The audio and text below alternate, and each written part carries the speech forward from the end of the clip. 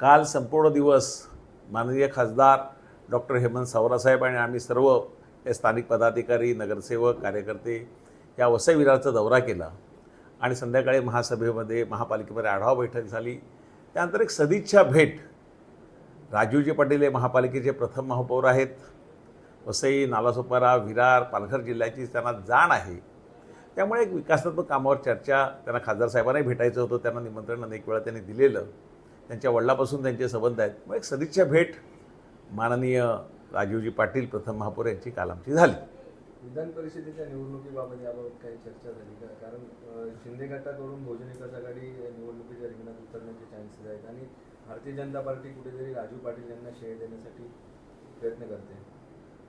उमेदवारी कोणाला द्यायची, महायुतीतल्या कुठल्या पक्षाला द्यायची, हा सर्वस्व अधिकार आमचे वरिष्ठ नेते आहेत, राज्याचे नेते आदरणीय मुख्यमंत्री देवाभाऊ यांचा, त्याचप्रमाणे आमचे प्रदेशाचे अध्यक्ष आहेत आदरणीय चव्हाण साहेब यांचा कोर कमिटीचा अधिकार आहे। त्यामुळे त्याच्यात मी काय बोलू इच्छित नाही। आमची काल भेट झाली, खरं आहे, भेटीमध्ये एकंदरीत सर्व विषयावरती साधक बाधक चर्चा झाली। वसई, विरार, नालासोपाराच्या विकासासंदर्भात चर्चा झाली।